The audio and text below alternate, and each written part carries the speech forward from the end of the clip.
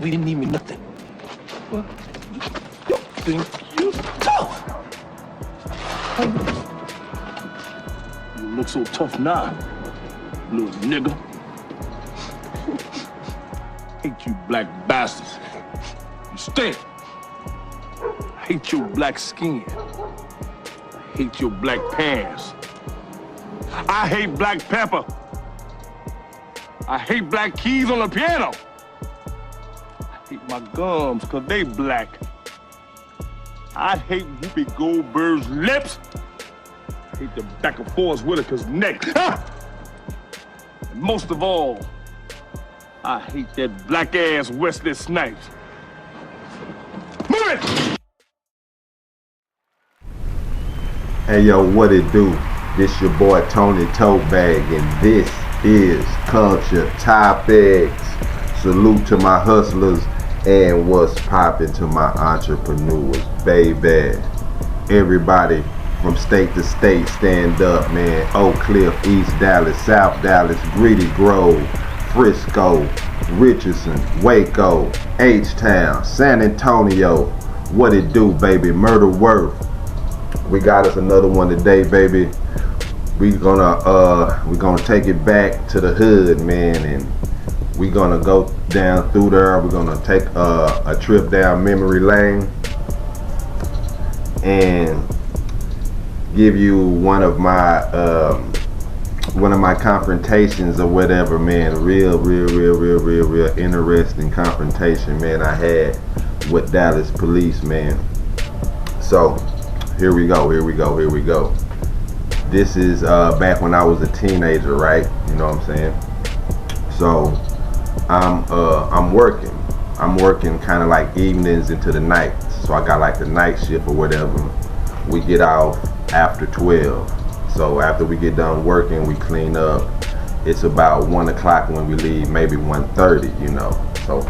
So me and my boy, we had that shift, right? And after our shift, what we would do, we would go back to our old neighborhood in East Dallas, you know what I'm saying?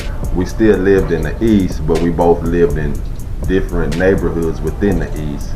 So we would go back to where we originally, you know, was from and started from and hung out at and was raised. We would go back there after our night shift at our job or whatever, right? So we would do that like, you know what I'm saying, like clockwork or whatever. It wasn't nothing, man. We would hang out for a couple hours, go home about 3 in the morning, you know, go to school or whatever, and then go back to work and do it again.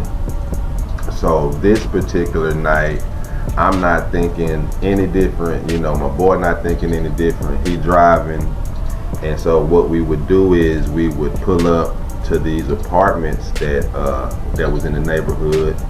You could say they were, you know, infested with crime and drugs and things like that. So, you know, that was well known. But at this particular juncture, at this particular time, this particular night, no one was mingling around the apartments where we were. It was like pretty much like a ghost town, and that's rare. And so we're in the back of the apartment, so we pull in the back and we're chilling, we're just talking, reminiscing and things like that. I'm in the passenger seat, and we notice the police coming up towards our way through the alley. So we like, oh shit, you know what I'm saying? We the only ones back here, and we know as soon as they get close, their headlights are gonna hit the car. They're gonna see 2 black males in the car, and they're gonna wanna, you know what I'm saying, see what's up, man, and harass us. But we just got off work. We got on our work uniforms and things like that. So we thinking, you know, we good, you know, we bueno. So be cool. So we just sitting there, right? We sitting there, and so it was 2 cops in the car. One goes around, of course, to the driver's side and start questioning, you know, my partner or whatever. They doing what they do, and the other cop, he is, you know, at my window questioning me. and they both have their flashlights as they're asking their questions. They're looking around, right? But you know, we ain't got nothing. We not smoking. We not doing nothing. We not drinking. We got our work uniforms on. Like I said, we was thinking that you know, we'll be good. They'll just shoot off once they see that or whatever. But they didn't.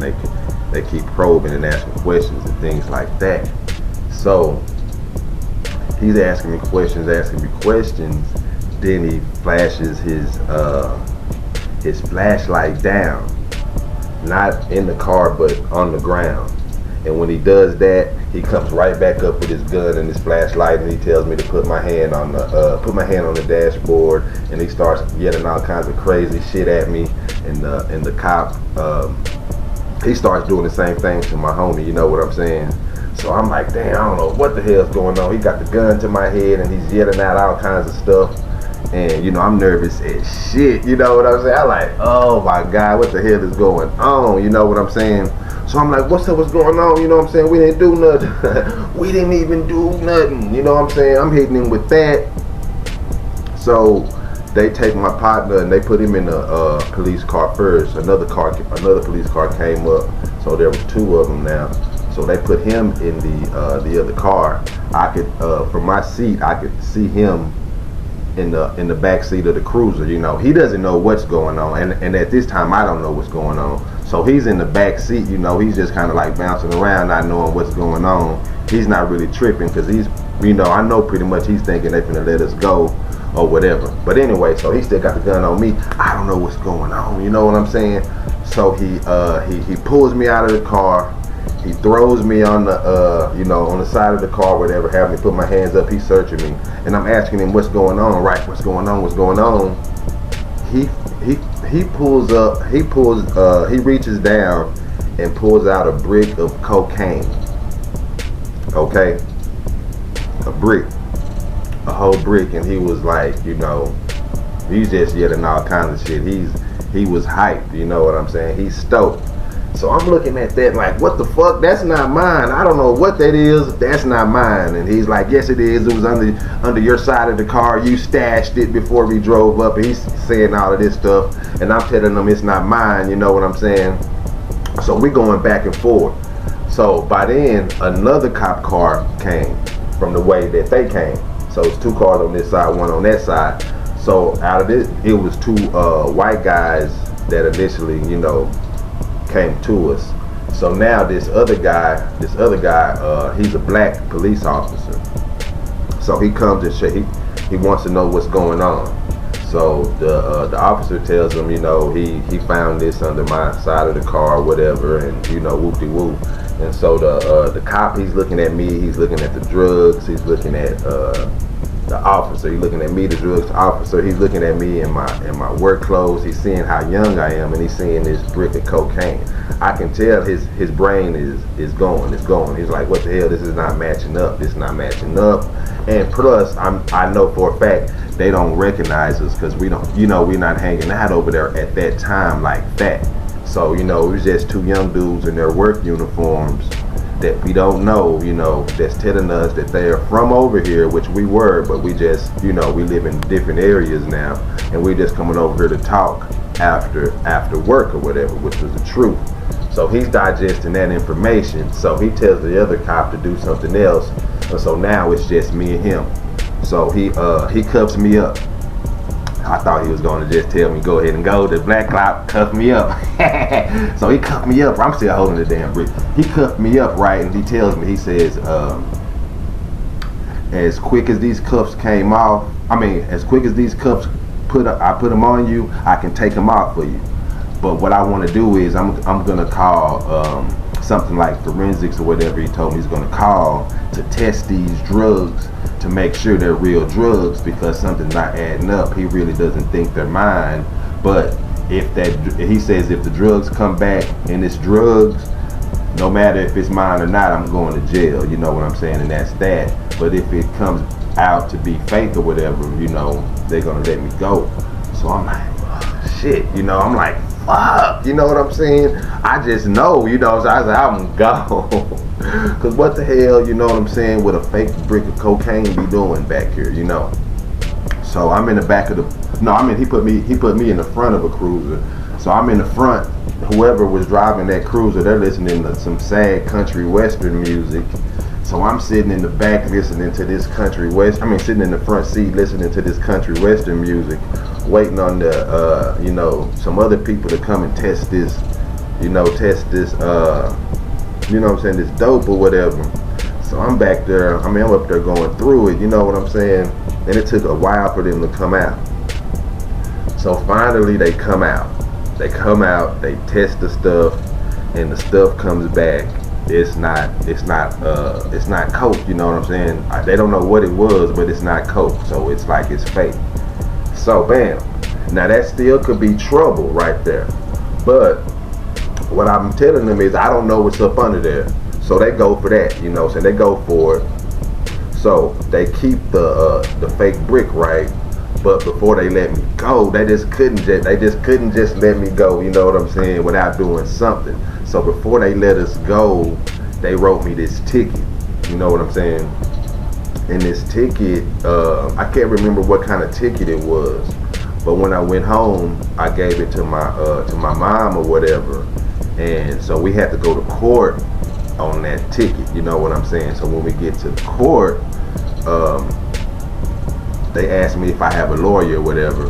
They asked my mom if I have a lawyer or whatever. And my mom said, nah, we don't have a lawyer. So they said, okay, we're going to appoint him one. We're going to have him take him to the back or whatever. You can't go. It's just going to be, your son and the lawyer. We're going to go over everything and, try to dispose of the case. So, we looking like, what the hell? What the hell? You know what I'm saying? What the hell going on? But at least I got a lawyer, you know what I'm saying? So I go in the back with him. So fat, story, skinny, basically he was like, okay, we're going to try to, get you 6 months probation. And within the 6 months, if you don't get into any trouble, you're good, So I'm like, okay, that sounds good, that's a good deal. So I sign up, you go to the judge, you know what I'm saying, they talk or whatever. We get all together, we sign up. I sign for the 6 months probation or whatever. Me and my T. Jones leave. I get back to the hood. I walk the 6 months probation. And that was that. Didn't hear anything else about that. But that was the time when the laws jammed your boy Tony Totebag up. They found a fake brick of cocaine, and I thought my ass was grass. That's a little quick one, man. That was a scary one, man. But I made it out. It was a fake brick. Didn't have to go to jail. Me and my boy was good, and we was back doing the same thing, man, in the same location after work. You know what I'm saying? So that's what that is, man. This is your boy Tony Totebag, the founder of East Style Fashion. Salute to my hustlers and what's popping to my entrepreneurs.